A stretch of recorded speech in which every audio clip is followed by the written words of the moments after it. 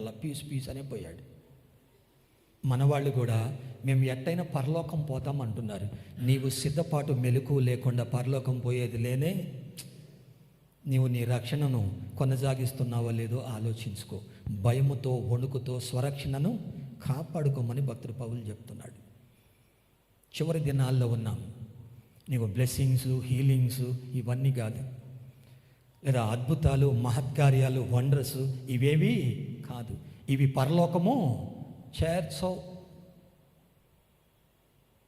ఏం చేర్చుద్ది? ఆయన వాక్యమే. ఆ ప్రభు ఎవరో నీకు తెలిస్తే ఆయన నిత్య జీవము, ఆయనను ఎరుగుటయే నిత్య జీవము. నీవు నీ ప్రభువుతో నడవాలి. మాకు దైవజనులు ప్రభువు నన్ను ఎదిరించేటప్పుడు కొన్ని చక్కని మాటలు చెప్పాడు. ప్రజలందరంట ఆయన దగ్గరికి ఎంతోమంది వస్తుంటారు.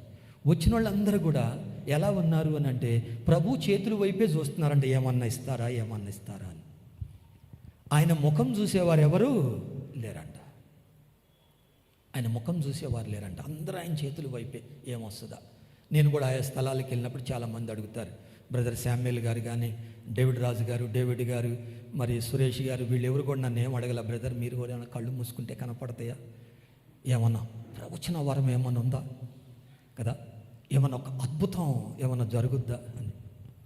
ఇప్పుడు మనం చివరి దినాల్లో ఉన్నాము. నువ్వు ఎక్కడికి వెళ్ళవలసి ఉంది?